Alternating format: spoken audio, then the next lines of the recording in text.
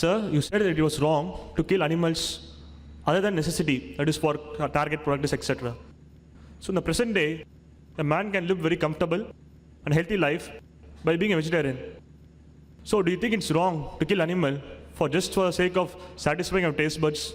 Brother Prasanna has asked a very good question, very relevant question to the topic. When I said that you should not kill any animals, they are creation of Allah, unless you want for food, you cannot target practice. So why do the Muslims kill animals? You can lead a healthy life according to him, being an MBBS student. So why only kill the animals for taste? Brother, point number one. A Muslim can be a very good Muslim even by being a pure vegetarian. There is no verse in the Quran or Hadith which says you should compulsory, fard, have non-veg or have flesh. You can be a very good Muslim by being a pure vegetarian. But Allah subhanahu wa ta'ala says in the Quran, in Surah Maida, chapter number 5, verse number 1, you can have all the animals which are lawful for you, all four-footed animals which are lawful for you, with the exception named. Allah says in Surah Nahl, chapter number 16, verse number 5, that Almighty God has created animal for you so that you can eat their meat. Allah says in Surah Mu'minun, chapter number 23, verse number 21, that verily in the cattle is a sign for you. From among the body, you get a milk for you to drink. And from it you derive warmth. And of the meat you can eat. So when our Creator Almighty God gives us permission to have these meat, why should we not have it? Now coming to your argument, that in this meat, you being an MBBS student, even I'm a medical doctor, I've passed my MBBS. And you being an MBBS student, you might have read, I don't know which year you're in, first year also you might have read that there are certain amino acids which are not synthesized in the body, which are known as essential amino acids. There are 8 amino acids. Now these essential amino acids have to be given in the external diet. If you don't take in the external diet, it can cause loss to your body. No vegetable on the face of the earth gives you all the 8 essential amino acids. No vegetable. The only food which gives you all the 8 essential amino acids is the meat, fish, the flesh foods. Flesh food is rich in protein, rich in vitamins, rich in iron. It is healthy. But yet I do know if you want, you can remain healthy even by abstaining from non-veg food. You can. By having a proper diet and checking up and etc. You can. I'm not saying you cannot remain healthy. But when the food is healthy, why abstaining from it? The reason people give is that you're hurting animals, which will come to it later. Now, if you analyze the set of teeth of the herbivorous animals, the cow, the goat, the sheep, they have flat set of teeth. They only have vegetables. They will never touch flesh, never. If you analyze the set of teeth of the carnivorous animals, tiger, leopard, lion, they have canine set of teeth. They have pointed teeth. They only have flesh. They never touch grass. If you analyze the human being's teeth, if you go and look in the mirror, if I go and look in the mirror, we find that Almighty God has given us flat teeth as well as pointed teeth. If Almighty God wanted us to have only vegetables, why did He give us the canine teeth? Now you are a medical student. The canine teeth is for flesh food. So this proves that Almighty God gave us for having non-veg food. Furthermore, the digestive system of the herbivorous animals, cow, goat, sheep, they cannot digest flesh. They can only digest vegetables. The digestive system of the carnivorous animals, tiger, leopard, lion, can only digest flesh. They cannot digest vegetables. But the digestive system of the human being, you being a medical student, know we can digest non-veg also and veg also. Vegetables also, flesh food also. Even flesh food. If Almighty God wanted us to have only vegetables, why did He give us a digestive system that can digest both? But natural to have it. Now coming to your question, that there is a misconception amongst the Hindus that the Hindu scripture does not permit them to have non-veg. I quoted the Quran. If you read the Hindu scriptures, brother, if you read Manusmriti, chapter number 5, Manusmriti, chapter number 5, verse number 30-31, it says that if you eat the flesh of the animals which are meant to be eaten, you're not doing a sin. Because Almighty God has created some animal to eat and some to be eaten. Manusmriti, chapter number 5, verse 31, that if you sacrifice the animal, the sacrificial animal, you're not doing a sin. Manusmriti, chapter number 5, verse number 39-40 says that Almighty God has created certain animals to be sacrificed. So if you kill the animal to be sacrificed, you're not killing. Manusmriti, chapter number 5, verse number 41-42 says that a Brahmin who has knowledge, who knowingly sacrifices an animal, even the animal goes to heaven and even the Brahmin goes to heaven. Furthermore, in Rig Veda, book number 10, hymn number 27, verse number 2, a person says that I'm going to go for war. When I come back, you prepare for me a great bull. Furthermore, Rig Veda, book number 10, hymn number 28, verse number 4, it says that Indra, he says that you prepare for me bulls to eat. Buffalo, bulls to eat. And if you read the Mahabharata, Anushasan Parv, chapter number 88, if you read that, this is also mentioned in Manusmriti, chapter number 3, verse number 266 and 277. Yudhishthir, he asked Bhishma, what should we give in the yagna, in the puja, in sacrifice, so that our ancestors will be satisfied? So Bhishma replies that if you give herbs and shrubs, vegetables, our ancestors will be satisfied for 1 month. If you give fish, they'll be satisfied for 2 months. If you give meat, they'll be satisfied for 3 months. If you give hare, rabbit, they'll be satisfied for 4 months. If you give goat meat, they'll be satisfied for 5 months. If you give bacon, for 6 months. If you give deer, for 7 months. If you give birds, for 8 months. And the menu continues. This is scripture of Hindus.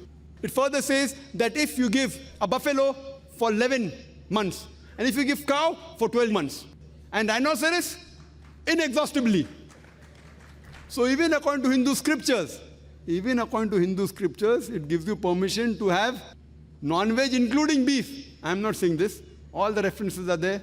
You can check it up. It's absolutely correct.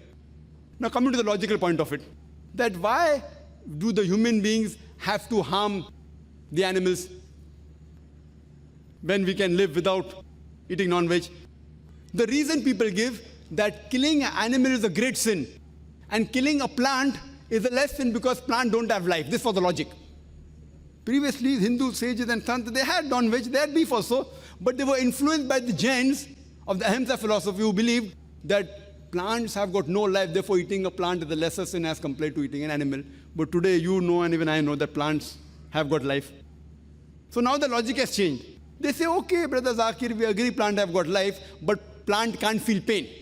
Therefore killing a plant is a lesser sin than killing an animal. Today science has further advanced and we have come to know that even the plants can feel pain. The plants have a nervous system. They can feel pain. They can even cry. They can even feel happy. They even feel sad. But the cry of the plant cannot be heard by the human beings because the human beings can only hear between a frequency of 20 cycles per second to 20,000 cycles per second. Anything below and above they can't hear. You may be aware of a silent dog whistle. The dog can hear up to 40,000 cycles per second. So the whistle has a frequency above the human frequency, more than 20,000 cycles per second, but below 40,000 cycles per second. The master blows the whistle, human being can't hear, the dog hears and comes. So even the plants cry, but we can't hear. Just because we can't hear, that doesn't mean that we can torture them, if you say it's torturing. There was one person who argued with me and told me, that, but Zakir, I agree with you, plants have got life, plants can feel pain, but the plants have got only 2 or 3 senses. Animals have got 5 senses. Therefore, killing a plant is a lesser sin as compared to killing an animal. I told him, okay, brother, for sake of argument, I agree with you. Plants have got 2 or 3 senses, animals have got 5 senses. But suppose you have a brother, he's born deaf and dumb, 2 senses less. Can't speak, can't hear. When he grows up, somebody comes and kills him. So will you go and tell the judge, oh me Lord, give the murderer less punishment because my brother had 2 senses less? You will tell him, give him a bigger punishment. He was a masoom, he was sinless. How did he kill my brother? So Islamic logic doesn't work like that, 2 senses less or 2 senses more. Allah says in the Quran in Surah Baqarah chapter 2 verse number 168, eat of the good things I have provided you. What is good you can have. What is not good you cannot have. If you analyze that if you don't kill these cattle, life cycle of the cattle is very short. They reproduce very fast. If you don't kill the cattle for food, you'll have a problem of overpopulation of the cattle. The cow and the goat, they reproduce very fast. And if an Indian does not want to have non-veg, I've got no problem. If you don't want to have non-veg, brother, no problem at all. Personally, I'm happy. Because if all the Indians and the Hindus start having non-veg, then the price of meat will go high. The same question was answered. I mean, if you have a counter question on that? I have a doubt on that. Sir, first of all, you have misunderstood my question. I'm not here to contradict Islam or nor am I an advocate of Hinduism or anything. My question is just based on your speech. You said it was wrong to kill animal for pleasure, right? So I just want to know that eating out of, suppose I'm thinking mutton is tasty, sort of my own personal pleasure, I'm killing animal. Is it wrong? I'm not trying to contradict you or put you into doubt. Just want to know your point of view, that's all. Brother, you're most welcome to ask any question. I don't feel hurt at all. I know you're not contradicting. Even if you contradict, no problem, brother. It's my job. I'm a dai. It's my profession. You can criticize me. You can criticize the Quran. I'm young, but I can take it, alhamdulillah. No problem, brother. I don't get agitated. You can ask any questions, no problem, brother. The question he said that, when I said in my talk, that you cannot kill for pleasure of hunting, I said.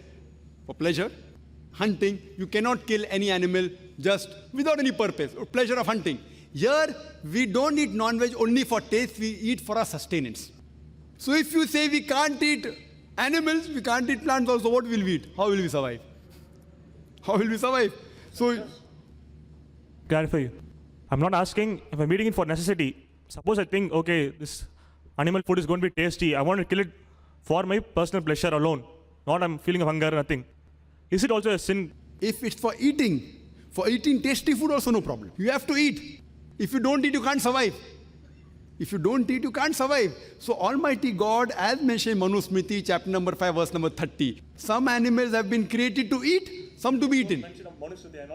No, but I have read it. I'm just asking your point of view. Is it wrong So to my kill point of view, Is it wrong to kill an animal on the basis of just merely taste pleasure? it is not wrong at all to kill an animal even if you want to have tasty, as long as it is for food. Okay, thank you. Why? Sir. Because Quran gives permission in Surah Maida chapter 5 verse number 1. Manusmriti gives, you do not know, but I want to tell people that I believe in this part of Manusmriti. The other part I may not believe. But this part of Manusmriti I believe, chapter 5 verse 30, that Almighty God created some animals to eat, some to be eaten. So if you eat the animals which have been created to be eaten, you're not doing a sin. So similarly, Quran also says certain animals have been created to be eaten. But if you eat the other animals which have not been created for eating, then it's a sin. So those cattle, like sheep, etc., which are permitted in the Quran, that if you eat for food, even if it's tasty food, no problem. Some people want to have vegetable, tasty vegetable. Some people like brinjal. Some people like ladyfinger. So no problem. If I agree with you that nothing should be eaten, then you will have to kill either the plant or the animal. So while eating, if you're eating good things, as long as you're not wasting. If you waste food, it is wrong. If you waste food, it is wrong. So if you kill for eating, for sustenance, even if it's tasty, no problem, it's permitted. It's mentioned in the Quran, Surah Maida chapter 5 verse number 1, Surah Nahl chapter 16 verse number 5, as well as Surah Mu'minun chapter 23 verse 21. Hope that answers the question. Can we have the next brother? Okay, brother. What's the question? One more question, sir. See, the world has shrunk only at the present age. A few decades back or a few centuries back, I don't think so. The preaching of Islam was throughout the world, right? You said it was wrong to associate any followers with God is the greatest sin. But a person brought up in some part of the world telling that, okay, this is Lord Shiva, Lord Vishnu, or Jesus, whatever, he's led into believing that, okay, that is only God. Is he also committing a sin? A very good question that I asked. That the world is so big and Islam just 14 years back, according to him, and people may not know about Islam. Somebody believes in Shiva as Lord or Brahma as Lord. So what's the problem? Someone believes that Jesus Christ is God. What's wrong? I, being a student of comparative religion, besides Quran saying it is wrong, even the Hindu scripture says, and the Christian scriptures regarding Jesus is God, I quoted. So if the Christian scripture says it is wrong, so why should the Christian worship? Tomorrow someone calls you God. Someone calls me God. Would I agree? What we have to do, what is wrong. Regarding calling Brahma as God, or Shiva as God, if you analyze these statements are mentioned in Rig Veda, book number 2, hymn number 1, verse number 3. There are no less than 33 attributes given to Almighty God in Rig Veda, book 2, hymn 1 alone. One of them is Brahma. Brahma is called creator God. If you translate creator to Arabic, it means Khalik. We Muslims have got no objection if someone says Almighty God is Khalik or creator or Brahma. But if someone says Brahma is Almighty God who has got 4 hands and on each head is a crown, we Muslims take strong objection to it. Moreover, you are going against Yajurved, chapter number 32, verse number 3, which says, Na tasya pratima asti, of that God there are no images. Same thing Vishnu. Vishnu is called sustainer God. If you translate sustainer or cherisher into Arabic, Rabb. We Muslims have got no objection if someone calls Almighty God as Rabb or sustainer or cherisher or Vishnu. But if you say Vishnu is Almighty God who's traveling on a couch of snakes, he has got 4 hands, one hand is a discus, left hand he has a conch, he's traveling on a bird of Garuda, we take strong objection to it. Moreover, you're going against Sweta Setara Upanishad, chapter number 4, verse number 19, which says, Na tasya pratimasti, of him there are no images. So brother, if certain people follow wrong things, if they follow Brahma as the creator who has got no image as the Almighty without associating partners, there's no problem. Regarding a question that people may not know Islam, Islam, brother, as I said in my talk, is not a new religion which came into existence 14 years back. It is there since time immemorial. And Jesus Christ, peace be upon him, also taught Islam. He said, not my will, Gospel of John, chapter 5, verse 30, not my will, but the will of my Father. Anyone who says, not my will, but the will of Almighty God is a Muslim. So Jesus Christ, peace be upon him, was a Muslim. He taught nothing but submitting a will to God, which if you translate into Arabic means Islam. Adam, peace be upon him, taught nothing but submitting a will to Almighty God. Noah taught nothing but submitting a will to Almighty God. Moses taught nothing but submitting the will to Almighty God. Jesus taught nothing but submitting a will to Almighty God. May peace be upon them all. If you translate into Arabic, it is Islam. Muhammad sallallahu alaihi wasallam is the last and final messenger. He was not sent only for the Muslims or the Arabs. Allah says in the Quran in Surah Anbiya, chapter number 21, verse number 107, وَمَا أَرْسَلْنَاكَ إِلَّا رَحْمَةً لِلْعَالَمِينَ, that we have sent thee not but as a mercy to the whole of humanity, as a mercy to the whole of mankind, as a mercy to all the creatures, as a mercy to all the worlds. Therefore, it is the duty of every Muslim. I ended my talk by saying the quotation of the Quran of Surah Al-Imran, chapter 3, verse 110, which says, it's the duty of every Muslim to convey the message of Islam to the others. And Allah says in the Quran, in Surah Fusilat, chapter number 41, verse number 53, Allah says, سَنُورِهِمْ آيَاتِنَا فِي الْآفَاقِ وَفِي أَنفُسِهِمْ حَتَّى يَتَبَيَّنَ أَنَّهُ الْحَقُّ, that soon we shall show them our signs in the furthest regions of the horizons and into their souls, until it is clear to them that this is the truth. There may be some people living in some far-off island which no one may have heard about Islam according to you. Allah says He will put the message of the Creator in everyone's heart by the signs in the horizons and into the soul. So Allah subhanahu wa ta'ala, the Creator, He Himself will give the message of submitting the will to God directly. So even if we don't do the job, yet He will get the message. And then if you reject it, you will be a loser. If you accept it, you have passed this test. Hope that answers the question. तो दोस्तों video आप लोगों ने देख ली, इंशाल्लाह आपको बहुत ज़्यादा पसंद आई होगी और काफ़ी ज़्यादा मालूमात भी आपको मिली होंगी। इस भाई को भी अल्लाह हिदायत दे।